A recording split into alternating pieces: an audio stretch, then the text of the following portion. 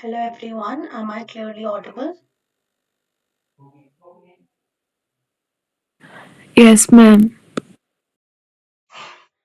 All right, everyone, welcome to the class. In today's class, we will be officially beginning with our batch. We will be learning about basic history of psychology and major philosophical, uh, controversies, major philosophical debates which are there in psychology. Right. So I would request all of you to kindly use the chat box for your queries. Right. And once we are done with the topic, then you can unmute yourself and raise your query. Right. So is the screen clearly visible to everyone?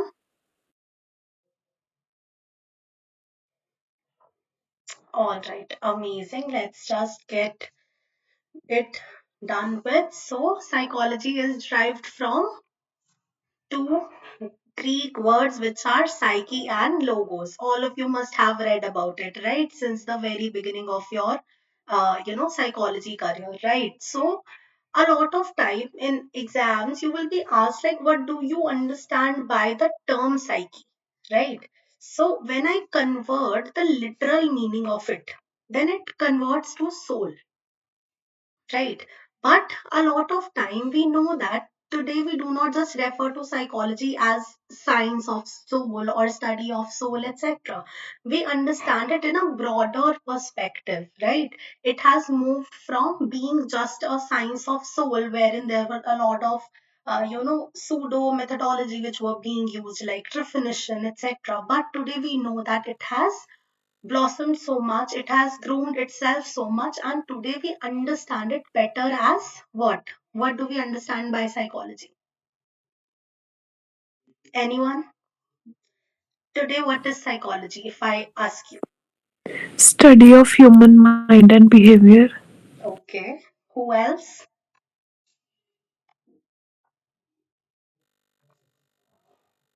Anyone else?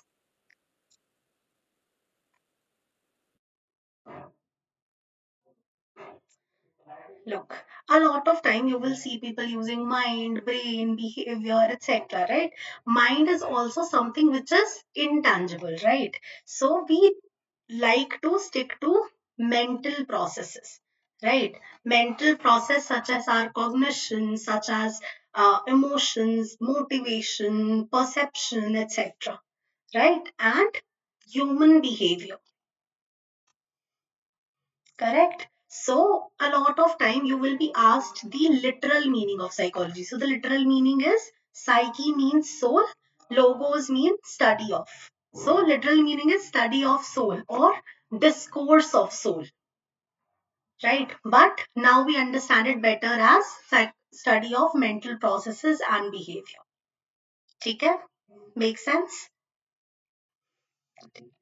Now, Ebbinghaus gave this term. Psychology has a long past, but only a very short history. Why do we say so? Now, you will see that we are going to delve into a lot of philosophies, right? Philosophies which have been there since the time of Greek philosophers. But when you talk about psychology as a discipline, we know that it has been less than 200 years that this particular subject was, formed. When was this subject was formalized? Anyone? What is the year?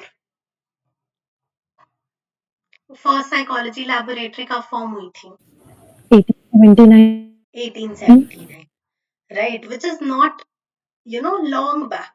So a lot of time you will see that when you talk about psychology as a discipline, there is very short history which is there. Ki there is structuralism, functionalism, etc. So much cool. But all the basic previous philosophies which are there, they are also very relevant when we understand psychology. Right. So you need to understand this, right? And you must have also heard about Ebbinghaus somewhere else. Where have you heard about him before?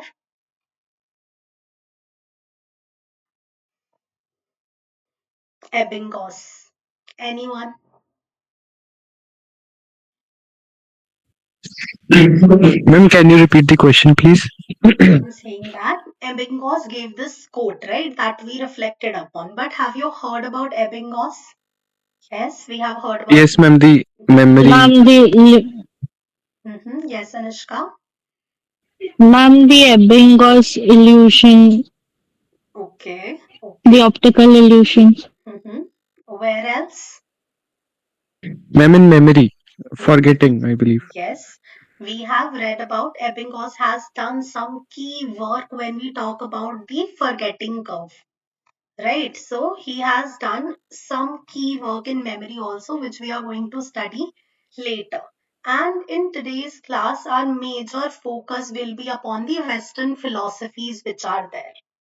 Right, so we are going to go through the schools, the year of formation of these schools, when did it start, and the major philosophical debates which are there, right? So, first of all, everyone knows this. When we talk about formalization of psychology as a discipline, we talk about Wilhelm Wundt, right? He is also known as father of modern psychology. So, whenever you are asked who is the father of modern psychology, it is Wilhelm Wundt, not Freud. Okay? And he set up the very first experimental laboratory in University of Leipzig, Germany in the year 1879. Very repetitive information. I am very sure that all of you must have read about all of these details in your bachelor's coursework somewhere or the other. Correct? ऐसा कोई था जिसे इसमें से कुछ नहीं पता था?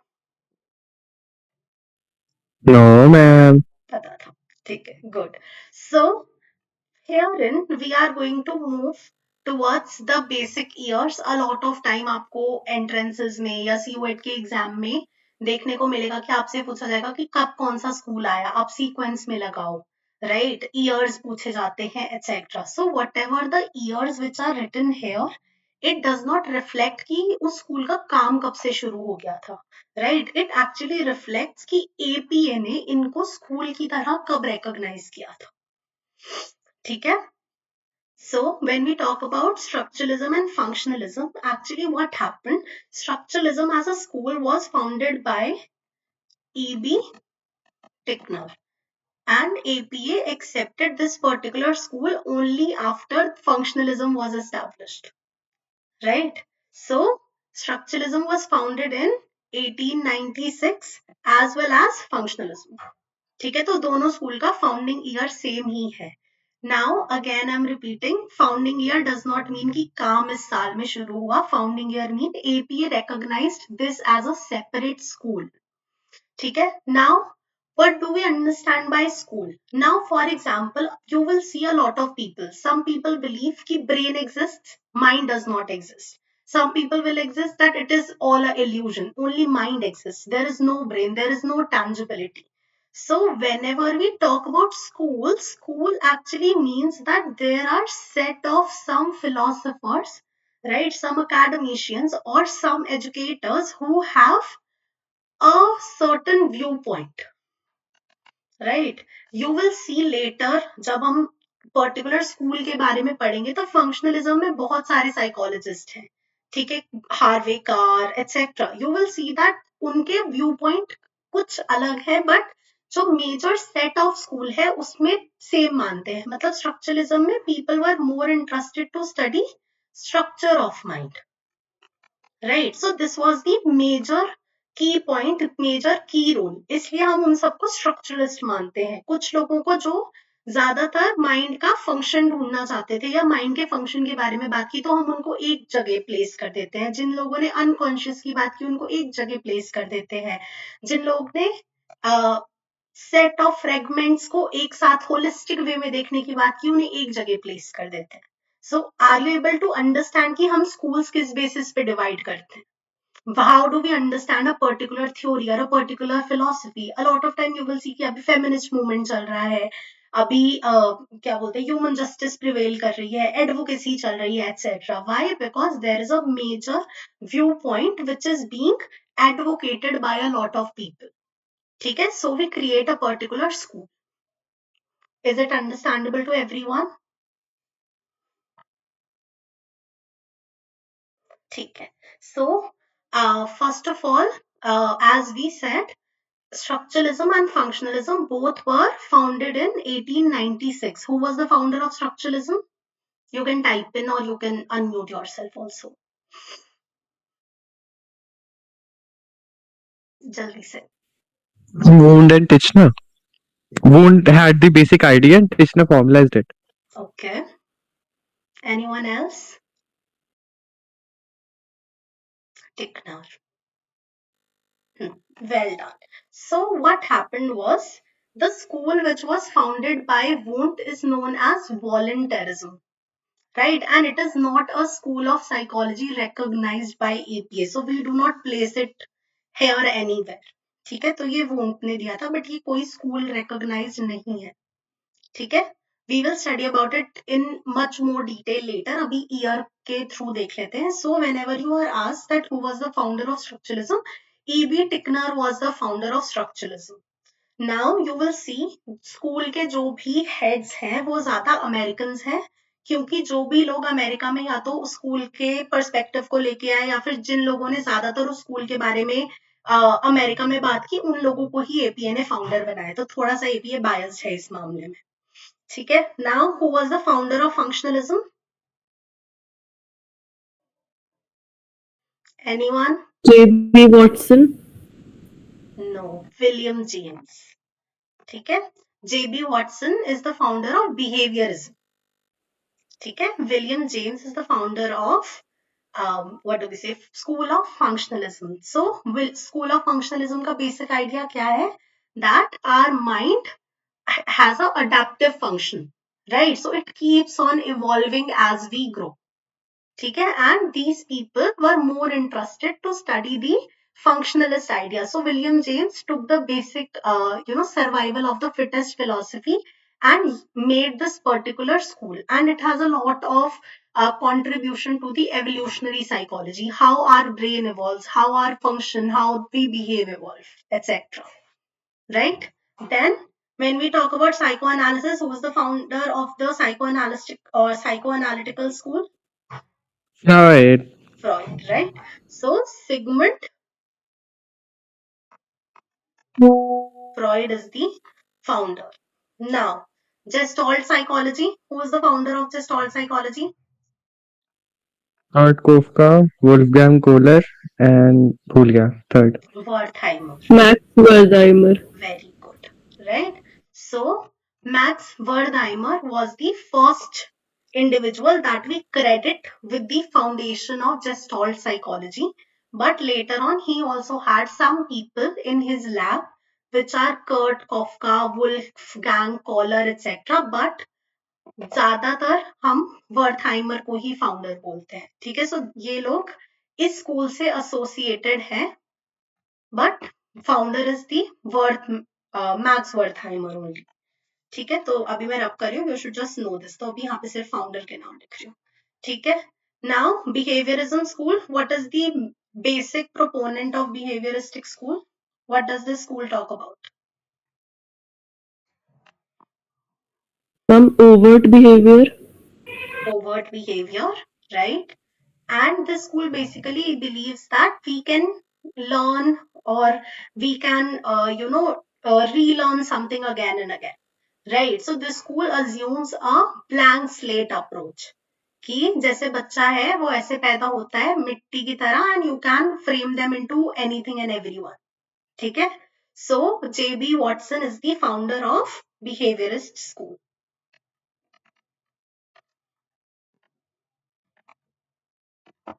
ठीक है. Then humanistic school was found in 1954, and we credit Maslow to be the founder of humanistic school of psychology. Maslow gave the hierarchy of needs, which is very much crucial to understand the human needs, basic desire, and this school talks simply about that, the humanism, the human values, etc. ठीक है. And at last, cognitive psychology was founded in 1956. Who was the founder of cognitive psychology? Anyone?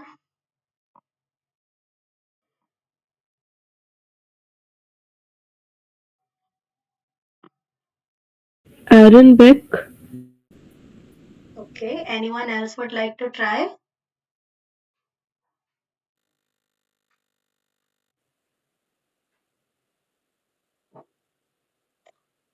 Okay, so the founder of cognitive psychology is Ulrich Neisser. Now, why do we think Aaron Beck is the one? Because he talked about cognitive therapy, CBT, and he developed all of that. But when you talk about the basic foundation of cognitive psychology as a school, it was Ulrich Neisser. Why? Because when you talk about cognitive psychology, it talks about information processing. It believes that our brain works like a computer, right? It encodes some information, stores that, and retrieves that. So it is a cyclical process which keeps on working. And this was the basic idea which was founded by Ulrich Neisser. Okay, so Ulrich Neisser is the founder of cognitive psychology or cognitive school of psychology. Are we clear? Okay. So on this page, we discussed about what are the year of foundation and who are the founders of each school or the major schools that we study in psychology, right? So अभी मैं basic idea दे देती हूँ कैसे questions आते हैं. अ lot of time you might be asked कि sequence में लगाओ, ठीक है, कि स्ट्रक्चरलिज्म, फंक्शनलिज्म, साइको एनालिसिस, तो वो जम्बल्ड अप करके दे सकते हैं आपको. सीक्वेंस में स्कूल लगाने के लिए भी पूछा जा सकता है कि ए बी सी डी को लगाओ, ठीक है. Then you can also be asked matching के फॉर्म में कि हु वाज द फाउंडर या ईयर कौन सा था एटसेट्रा, ठीक है. So that is majorly about the major school कि कौन कौन से स्कूल हैं, as well as the year in which it was founded and the founder of those school. ठीक है, are we good to go? ठीक है. Moving to the next slide. Next slide is the forces of psychology. Now, what do we understand by forces of psychology? So, forces of psychology can also be named as waves of psychology. Forces are being understood as something which brought about a major change in the field itself.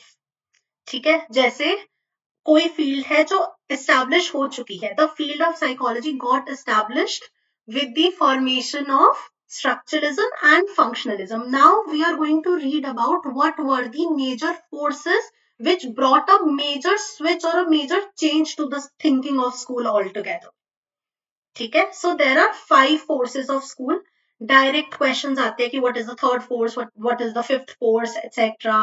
ठीक है, तो बहुत direct और specific questions आते हैं. So you should be knowing about it in sequence, right? So the first force of psychology or the wave of psychology is psychoanalysis. Now, what was happening earlier, more people were more interested to understand the function or the structure of psychology. कि देखो, structure of mind, right? कि how our brain is made up of, हमारे thought कैसे बनते हैं, what are the basic component of our thought, etc. And how do we function generally. But when Freud introduced the idea of psychoanalysis, the whole perspective of how we viewed psychology changed.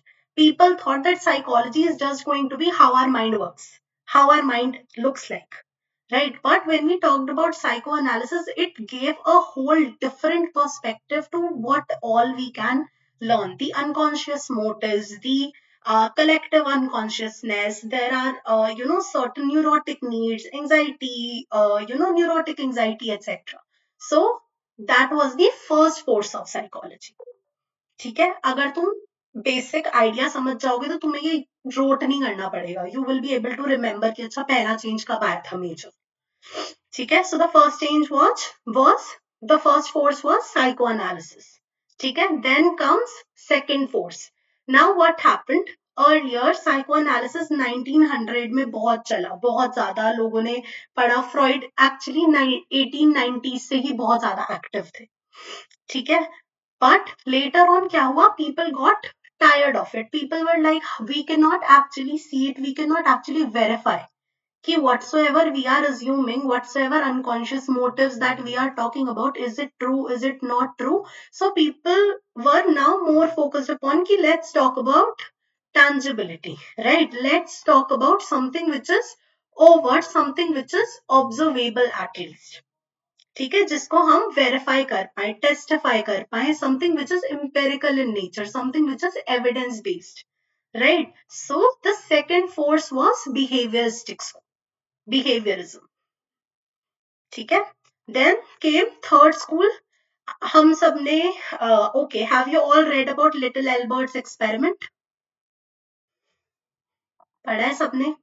ठीक है, anyone would Yes, like ma'am. To initiate and give us a basic idea एक लाइन में कि क्या था Albert experiment में,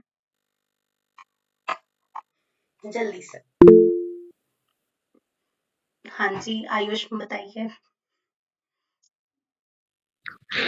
ma'am little Albert एक बच्चा था जिसको व्हाइट कलर चीजों से, व्हाइट एंड फ्लफी कलर चीजों से कंडीशन कर दिया गया था फियर, और बड़े होके भी इट वाज एन अनएथिकल चीज, या summarised. Correct, right. So a lot of time जब आप बिहेवियरिस्टिक स्कूल देखोगे, जब हम बिहेवियरिस्टिक स्कूल के बारे में डिटेल में पढ़ेंगे, तो हम पढ़ेंगे बिहेवियरिस्टिक स्कूल ने डॉग्स पे एक्सपेरिमेंट किया, पिजन्स पे किया, रैट्स पे किया, देन ह्यूमंस पे भी एक्सपेरिमेंट करने लग गए, ठीक है, जहां पे उनको लगा कि हम किसी को भी कैसे भी कंडीशन, रिकंडीशन और डीकंडीशन कर सकते हैं, ठीक है, which was getting in the way of ethics of psychology, है ना। अब एक छोटा बच्चा है, वो कंसेंट नहीं दे सकता, अगर उसके पेरेंट्स हैं तो अगर वो कंसेंट भी दे रहे हैं, still it affected that child so much, ठीक है। Even though there were a lot of scientific discovery, जैसे टेस्ट अवर्जन्स के बारे में हमने बिहेवियरिस्टिक स्कूल की वजह से जाना, but still there were a lot of questions which were getting raised about human needs, human wishes, basic just um, just embracing how a human is, ठीक है। तो उस टाइम पे people started to focus more on humanistic psychology. Also there is one more thing which is noteworthy, इस time के around जब humanistic school ज्यादा gain में आया तब वर्ल्ड वॉर 2 चल रही थी, ठीक है। तो उस टाइम पे क्या हुआ, there were a lot of people who are getting killed, बहुत सारे लोगों ने अपना घर लूज कर दिया, अपनी फैमिली लूज कर दी, तो people were not able to relate with that, कि हम एक आइडियल बच्चा बना भी लें, एक आइडियल सिचुएशन बना भी लें, but what about the human needs, what about the human desires, why do we exist, why do we have to do all of that. तो these all of these schools, right, humanism, transpersonal, cognitive and existentialism are known as the third force।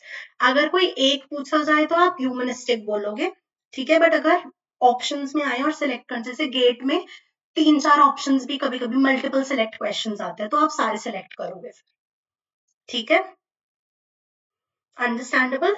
Now humanistic school, Maslow ने एक second, someone has typed in something I guess, no, Charvi, yes Charvi. Ma'am, तो ये चारों के चारों like combine नहीं, अलग अलग हैं? ये चारों स्कूल अलग अलग हैं। फॉर एग्जाम्पल जैसे ह्यूमनिज्म स्कूल है, ह्यूमनिस्टिक स्कूल ऑफ साइकोलॉजी जिसकी हम बात करते हैं, right, which was founded by Maslow. Later on जो ट्रांसपर्सनल स्कूल है वो भी मैस्लो ने ही दिया था, हम पढ़ेंगे जब स्कूल के बारे में डिटेल में पढ़ेंगे, कि wherein he also integrated the eastern philosophy, the spiritual aspect of it. उसने बोला ठीक है, मैं नीड्स के बारे में जान लूंगा, but there should be some kind of inclination which should be there towards spirituality and how it aligns and converges, ठीक है। then came cognitive school, existential school, so all of these school came at the same time, more or less 1-2 साल का difference था, इसलिए हम इनको साथ में ले लेते हैं। cognitive even though it came much later, but हम सेम कैटेगरी में लेते हैं, ठीक है। सो अगर एक पूछा जाए कि what was the third force, तो आप ह्यूमनिज्म, एग्जिस्टेंशियल एक साथ होता है ज्यादातर ऑप्शन में, बट अगर मल्टीपल सिलेक्ट क्वेश्चन हो तो आपको सारे सिलेक्ट करने हैं, ठीक है। Okay. Now the fourth force is multiculturalism or positive psychology. Right. In the 1990s, we saw that there was a major shift wherein people were focusing more on eclectic approaches, right? Integrating major approaches, being cultural sensitive. People were moving, there was global movement which we could have, seen at that major point of time for education, for anything, right? And positive psychology was founded by who? Anyone?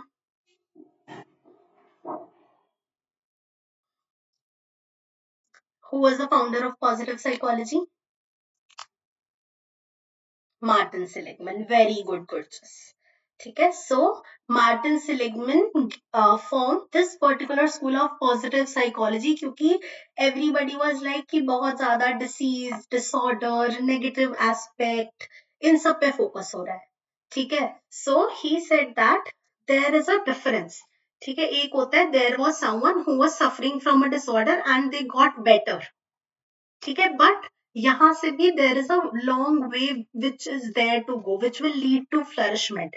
So people, अभी हम बोलते हैं कि people can seek therapy even though there is no issue which they are seeing, they can seek therapy to know them better, to flourish in life, you know, career counseling, etc. We talk about all of these aspects, right? To instill hope, to be more optimistic, or to better their interpersonal relationships, etc.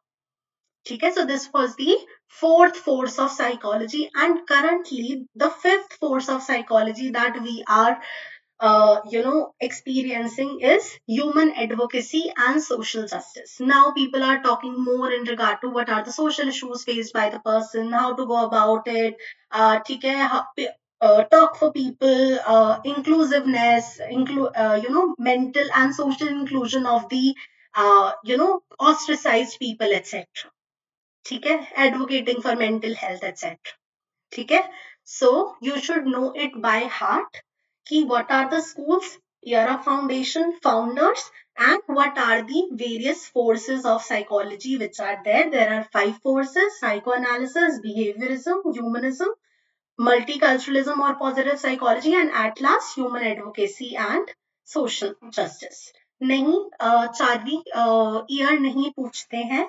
देखो, psycho analysis का हमें पता है 1900 है, behaviourism का 1913 है, then when we talk about like humanism 1954 etcetera. तो ये स्कूल के ईयर हमें पता है, बट पॉजिटिव साइकोलॉजी 1990 में फॉर्म हुई है, बट इनके ऐसा एज सच ईयर आपको कोई नहीं पूछेगा. ठीक है, बट बस पता होना चाहिए कि फर्स्ट फोर्स कौन सी है, second force, third force, fourth force, etcetera. ठीक है, are we good to go? Clear है अब तक? अगर किसी बच्चे ने, जब मैंने क्लास में पढ़ाया था, आई थिंक जो सीओ वाले बच्चे हैं, जो लोग आए थे, तो उनके लिए बहुत रेपिटेटिव होगा. मैंने पढ़ाया उन लोग को पहले भी जब कोई एक्स्ट्रा क्लास हुई थी हमारी, आई गेस. ठीक है, but anyway, moving ahead, this was more of factual detail that you need to know, right? कि क्या है ईयर, कौन से फोर्सेस हैं, एक्सेट्रा.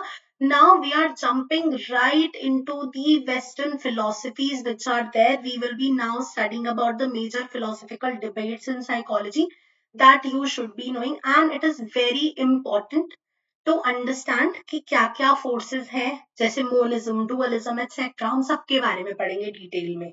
तो हर एक साइकोलॉजिस्ट एक इंक्लिनेशन से अटैच होता है. ठीक है, जैसे कोई साइकोलॉजिस्ट होंगे वो कहेंगे कि मैं एम्पेरिसिस्ट हूँ, रैशनलिस्ट हूँ, etcetera.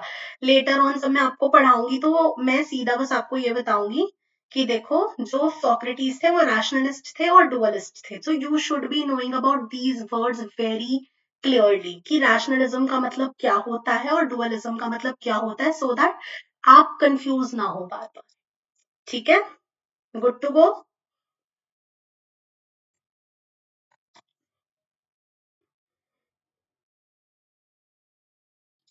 Okay. All right. Starting with the pre-scientific era. So when we get to understand the history of psychology or emergence of psychology, you will see firstly we read about the major Greek philosophers, right?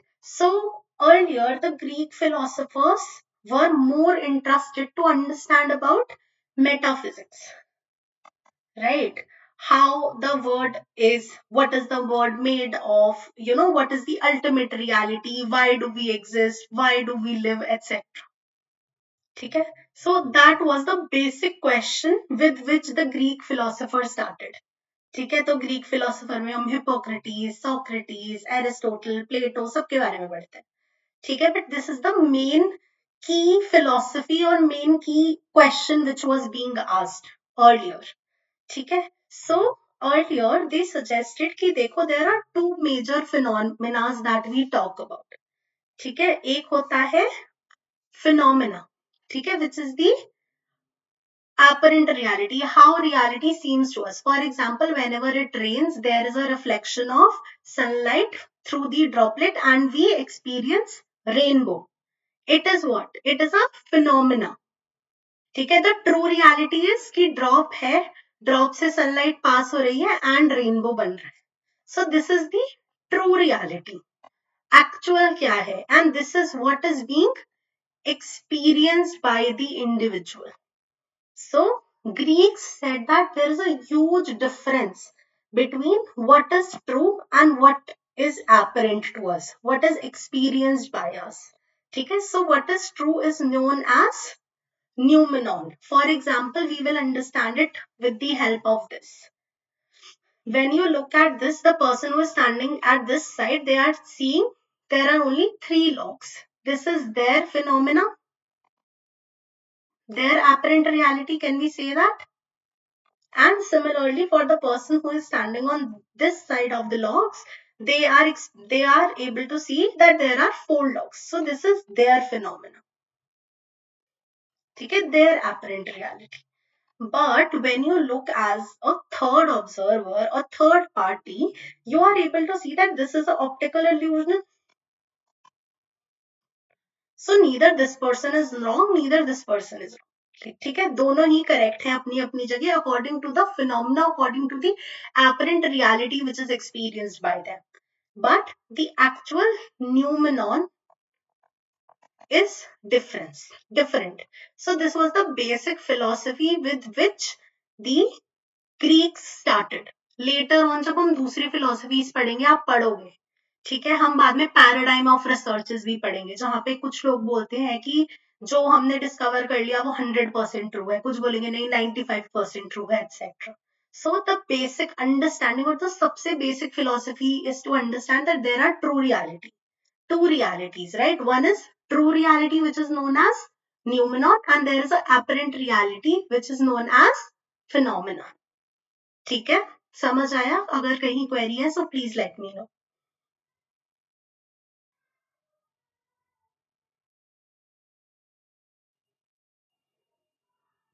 It is a little tricky to understand. अगर कहीं भी query है, please let me know. ठीक है, I would be more than happy to explain it to you again. Clear?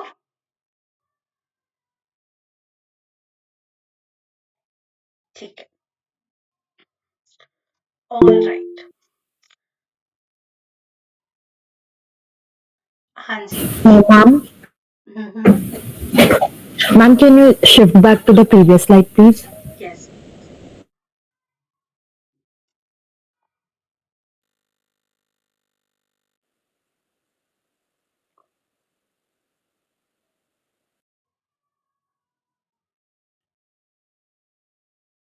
ठीक है.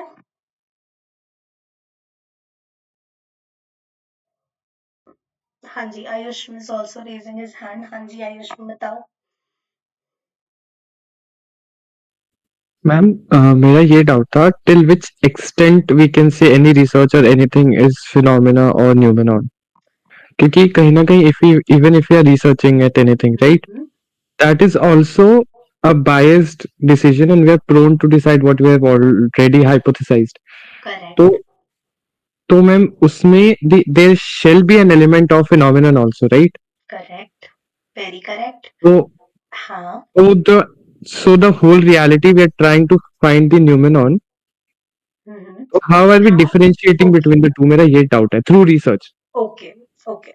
To answer your question, now what happens is ये सबसे basic question है. ये है one of the very first questions जो Greek philosophers ने raise किया था. ठीक है. But today we know it like way better. ठीक है, तो जो क्वेश्चन आप पूछ रहे हो ना, ये हम सेकेंड यूनिट में पढ़ेंगे. तो there are multiple paradigms of research कि हम रिसर्च को कैसे समझते हैं. तो जैसे कुछ रिसर्च होती है वो रियलिस्टिक होती है नेचर में. ठीक है. Now there are some researcher who believe in naive realism कि जो मैंने देखा, जो मैंने समझा वो ही 100% ट्रू है. Now then there are critical realist जो आज की रिसर्च है कि वो एक स्कोप छोड़ते हैं कि there can be a scope of error also, कि जो मैंने प्रूव किया है मे बी वो 95% ठीक है, but still there is a 5% error which can be there. ठीक है, तो हम जो आज प्रेजेंट रिसर्च है उसके बारे में बहुत डिटेल में पढ़ेंगे। ठीक है, तो जैसे कुछ कुछ रिसर्चेस होती है वो इंटरप्रेटिव होती है नेचर में, कुछ कुछ सब्जेक्टिव होती हैं, कुछ डिस्कोर्स बेस्ड होती हैं एक्सेट्रा, तो हम समझेंगे कि वो कहाँ लाई करती हैं, उसमें कितना फिनोमेना है, कितना न्यूमेनॉन है, नॉट द परसेंटेज और रेशियो टू इट, बट इसका एक मॉडर्न फ्लिप पढ़ेंगे हम लोग। ठीक है, तो अभी तुम ये समझो कि ये तो बहुत पुराने, मतलब लाइक ऐसा बिफोर क्राइस्ट वाले जमाने की बात कर रहे हैं हम, कि यहाँ से क्वेश्चन लोगों ने करना शुरू किया था, जब कुछ पढ़ाई लिखाई कंप्यूटर वगैरह कुछ नहीं थे।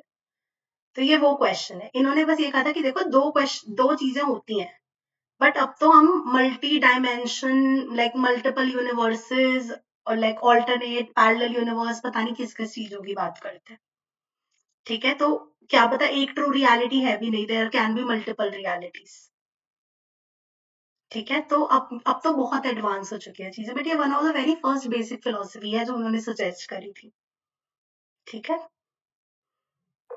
Okay, ma'am. Thank you. ठीक है, are we good to go? किसी और को कोई क्वेरी है तो please let me know, then we will move further.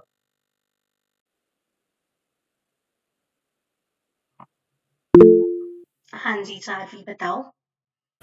Ma'am यहाँ पर जो ये लास्ट लाइन लिखी है, an unseen real beneath the unreal scene, इसमें अनसीन रियल हमारा ट्रू रियलिटी को बोल रहे हैं एंड अनरियल सीन अपेरेंट को। यस,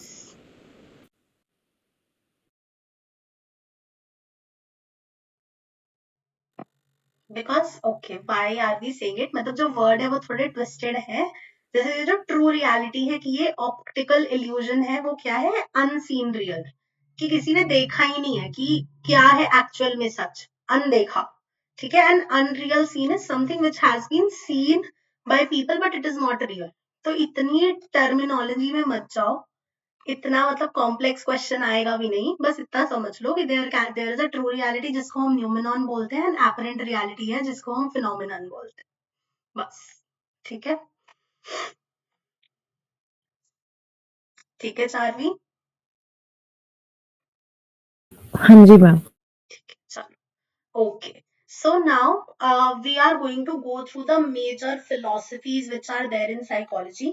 फिलोसफी इससे भी बहुत ज्यादा इन डेप्थ है, बट साइकोलॉजी में अगर ये सब फिलोसफी कवर कर लोगे मोर देन इनफ है, इससे ज्यादा कहीं और पढ़ने की जरूरत नहीं है। ठीक है, ऑल्सो अगर किसी को नोट्स में प्रॉब्लम हो रही हो तो जो ये पूरा आज मैं कवर कराऊंगी इसका मैं पीडीएफ दूंगी क्लास के बाद। ठीक है, तो रिवाइज कर सकते हो, आराम से रीड कर सकते हो, एक एक लाइन जो भी है नोट मत करना। ठीक है, चलो।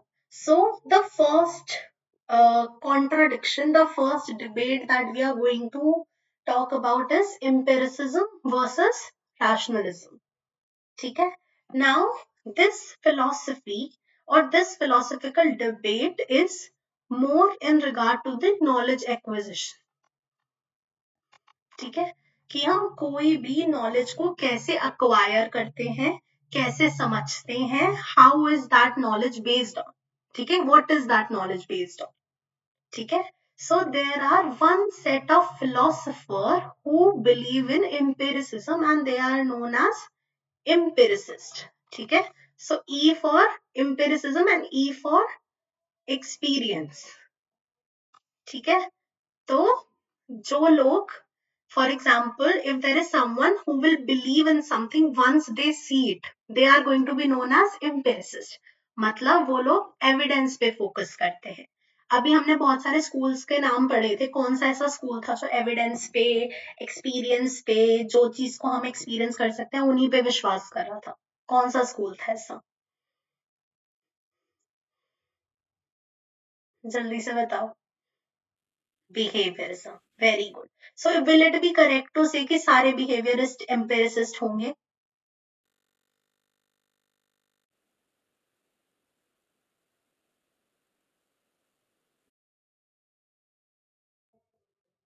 बोल सकते हैं हम ऐसा। ठीक है, तो जो भी स्टडी, जो भी साइंटिस्ट, जो भी फिलोसोफर एक्सपीरियंस पे, एक्सपेरिमेंटेशन पे, एविडेंस पे बिलीव करता होगा, उसको हम क्या बोलते हैं, एम्पिरिसिस्ट और empiricism. It means that the knowledge which they are seeking is based upon the experience and experimentation. हाँ जी आयुष, जल्दी से बताओ, जल्दी जल्दी. मैम क्या एक एलिमेंट ऑफ एम्पिरिसिज्म साइकोएनालिसिस में भी मिलता है? हाँ, साइको एनालिसिस में मिलता है क्योंकि it is more experience based. ठीक है, क्योंकि बहुत सारी केस हिस्ट्रीज थी, बहुत सारे केसेस थे जो फ्रॉइड डील कर रहे थे, उसके बेसिस पे उन्होंने थ्योरी दी. ठीक है, तो बोल सकते ओ, हो. ठीक है, ओके तो मैम मतलब जो core principle attached to empiricism behaviourism का है, but elements of empiricism psychoanalysis में भी प्रेजेंट है, राइट? हाँ, आपको एलिमेंट्स ऑफ ओके. एम्पिरिसिज्म और जगह मिल सकते हैं, नो डाउट. जहां भी कोई इंसान एक्सपीरियंस पे फोकस करो, जैसे फिनोमिनोलॉजी होती है जहां पे हम ह्यूमन के लिव्ड एक्सपीरियंसेस की बात करते हैं, वो भी एम्पिरिसिस्ट में कहीं ना कहीं लाई करती है. ठीक है, बट कोर स्कूल अगर मैं बिल्कुल बोल दूं कि एकदम फ्रेमवर्क बिल्कुल मैच करता है, वो बिहेवियरिस्ट का है. ठीक है. Okay ma'am, thank you. Now, when I talk about the adjacent or the contradictory philosophy to that, which is known as rationalism. ठीक है, तो जो rationalist होते हैं वो एक्सपीरियंस पे या फिर एविडेंस पे एक्सपेरिमेंट करने में बिलीव नहीं करते. दे बिलीव कि if there is something which is making sense it must be true. ठीक है, तो वो अगर कोई भी नॉलेज को सीख करते हैं तो दे आर लाइक अच्छा लॉजिकल लग रहा है, इट इज मेकिंग मतलब रीजन फिट हो रहा है, तो they are going to go ahead with that. ठीक है, जैसे फॉर एग्जाम्पल कोई बच्चा है उसको सारी लैंग्वेजेस आती हैं, जैसे भी आता है, तो अगर कोई पेरेंट्स बोले नहीं भगवान ने ही इसको आशीर्वाद दिया होगा, ऐसे तो कोई और रीजन ही नहीं मिल रहा कि हमें इसे सारी लैंग्वेजेस कैसे. ठीक है, तो वो रैशनलिस्ट लोग हैं जो कोई भी लॉजिक या रीजन बना के अपनी नॉलेज को गेन करते हैं या उसको अंडरस्टैंड करते हैं. ठीक है, so we have read about two major philosophies. Difference समझ में आ गया कि एम्पिरिसिस्ट क्या होता है, रैशनलिस्ट क्या होता है.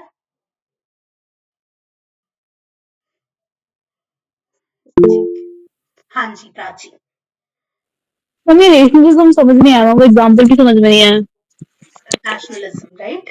रैशनलिस्ट इज समवन जो रीजनिंग या लॉजिक देके कोई फिलोसफी या कोई थ्योरी या कोई भी नॉलेज समझना चाहेगा. फॉर एग्जाम्पल, जैसे if you want to understand आपका फ्रेंड कॉलेज क्यों नहीं आया, तो आप बोलोगे अच्छा ठीक है, मे बी वो कल रात को पार्टी में गया था इसलिए नहीं आया.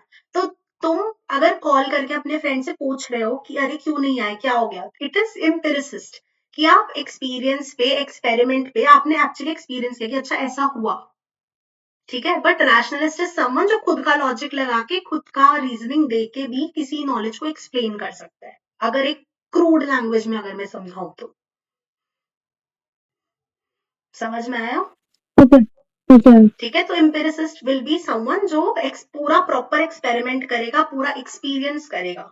ठीक है, एक्सपेरिमेंट का मतलब ये नहीं कि लैब में ही करना. एक्सपेरिमेंट कैन ऑल्सो बी कि जो चीज उसने एक्सपीरियंस की वो भी एम्पिरिसिस्ट में ही आएगा, कि जो चीज देखी और फिर ही विश्वास करी वो भी एम्पिरिसिस्ट ही है. Rationalist is someone who is making use of logical reasoning, चाहे वो इंडक्टिव हो चाहे वो डिडक्टिव हो. ठीक है, कि दो तीन चीजों को देखा, एनालाइज किया और बोल दिया कि अच्छा ऐसा ही होगा. ठीक है. Yes, ma'am. Okay, moving towards the next major philosophical debate, which is determinism versus free will. ये second major debate है, which is in regard to the behavior. ठीक है, और in regard to how people function generally. ठीक है, so there are a set of philosopher or psychologists who believe in determinism. जैसे कुछ लोग बोलते हैं पहले से ही सब कुछ लिखा हुआ है, सब कुछ पहले से ही डिसाइडेड है. तो कौन सा स्कूल है जो डिटर्मिनिज्म पे फोकस करता है, जल्दी से बताओ. जो बोलते हैं कि पहले जो सब हो चुका है उसी के बेसिस पे ही फ्यूचर डिसाइड होगा, उसी के बेसिस पे. Psychoanalysis. Yes, correct, right. So psychoanalysis is one school which says that the childhood experiences determine how the adult personality of that person will be framed. तो वो कौन सा पर्सपेक्टिव है, डिटर्मिनिस्टिक पर्सपेक्टिव. तो अब जब मैं आगे फ्यूचर में साइको एनालिसिस समझाऊंगी तो मैं सीधा बोलूंगी डिटर्मिनिस्टिक है, अब आप समझोगे मतलब क्या होता है उसका. ठीक है. हाँ जी आयुष बताओ. मैम, लाइक आपने ये कहा ना कि the childhood experiences will shape your future experience, right? तो while the child is experiencing his childhood experiences, तब तक तो फ्री विल एग्जिस्ट करेगा ना? देखो, अगर आज का तुम करंट सिनेरियो देखोगे ना, तो there is no one thing, people are lying in the grey area all the time कि ये भी होगा, ये भी होगा। ठीक है, बट जो ये फिलोसफीज है हम्म। वो एकदम ब्लैक और व्हाइट वाली बात कर रहे हैं, तो मिक्स एंड मैच तुम्हें मिलेगा हर चीज। ठीक है, तो तुम मैम, जिस according to this theory only, हाँ मतलब हाँ according to this theory only, when the child is experiencing his childhood experiences या his or her childhood experiences, उस टाइम पे क्या वो डिटर्मिनिज्म पर्सपेक्टिव ले रहे हैं या फ्री विल ले रहे हैं? If you talk about psycho analysis, hmm. हाँ यस, तो वो बच्चा है अभी भी, उसका पास्ट अभी भी डेवलप हो रहा है उसके फ्यूचर को अफेक्ट अगर करने के लिए। तो भी देखा जाए तो भी फ्री विल बच्चे की तो नहीं है, तो भी पेरेंट जैसे बच्चे को ट्रीट कर रहा है, जैसे if the child is in the oral stage, तो how well they hmm. Are fed up, like how well they are fed, तो वो भी पेरेंट ही डिटरमाइन कर रहे हैं, बच्चा डिटरमाइन नहीं कर रहा है, सम लाइक सैडली। उसके बाद अगर आप टॉयलेट ट्रेनिंग में भी जा रहे हो, तो अगर हार्श है और लीनियंट है, तो वो भी पेरेंट ही डिफाइन कर रहा है, बच्चा डिफाइन नहीं कर रहा है। तो वो वाली ये चीज है, तो हम फ्री विल भी नहीं बोल सकते उसको। तो इवन द पेरेंट, पेरेंट को भी नहीं कह सकते कि पेरेंट फ्री विल कर रहा बट वो भी तो पेरेंट की अडल्ट पर्सनालिटी है। है। ओके। हाँ, पेरेंट का फिर पास्ट इफेक्ट करा होगा, ठीक है, ओके मैम। ठीक है, तो एक ब्लैक एंड व्हाइट मत जाओ, बस ये बोलना चाहूंगी। ठीक है, so the deterministic philosophy believes that everything or however the human is behaving, it is because of some known or unknowable cause which was happened in advance, और वो हम एक्यूरेटली प्रिडिक्ट कर सकते हैं। जैसे हम बोलते हैं, किसी को देखते हैं साइकोलॉजिस्ट या जो बच्चे साइकोलॉजी पढ़ रहे होते हैं, उनको तो लगता है कि ऐसा ही होता है कि हाँ, इसको बचपन में देखो प्यार नहीं मिला होगा, इसके मम्मी पापा प्यार नहीं करते होंगे, इसलिए इसकी सेल्फ स्टीम लो है, एक्सेट्रा एक्सेट्रा। हम जज करने लग जाते हैं, हम क्रिटिक हैं, क्वालिफाइड क्रिटिक्स। ठीक है, so it is very important to understand कि डिटर्मिनिस्ट पर्सपेक्टिव इज समथिंग कि जो ये बोलता है कि पहले जो भी चीजें हुई, जो भी एक्शंस थे, वो ऑलरेडी डिटरमाइन कर रहे हैं कि आगे how it will end up. ठीक है, okay, Gurjas has written, can we relate nature to determinist and nurture to free will? Nature को आप कहीं ना कहीं डिटर्मिनिस्ट से कर सकते हो रिलेट समवेयर, कि जो चीज पहले से ही डिटरमाइन है।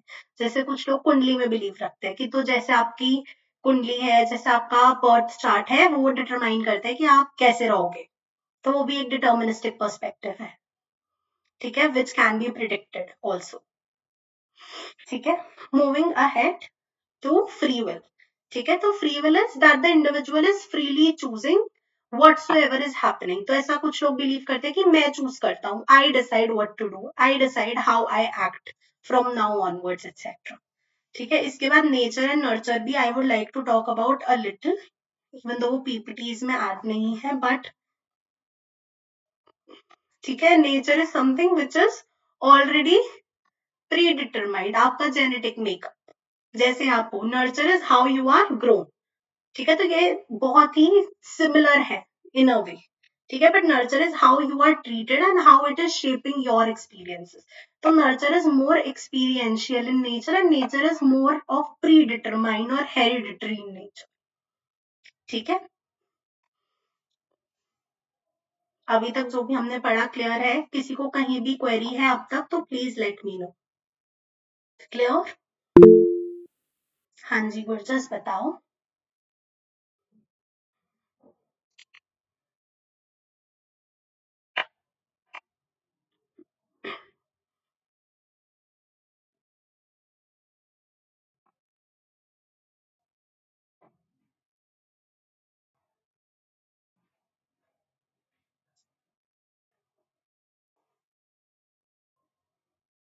Am I audible?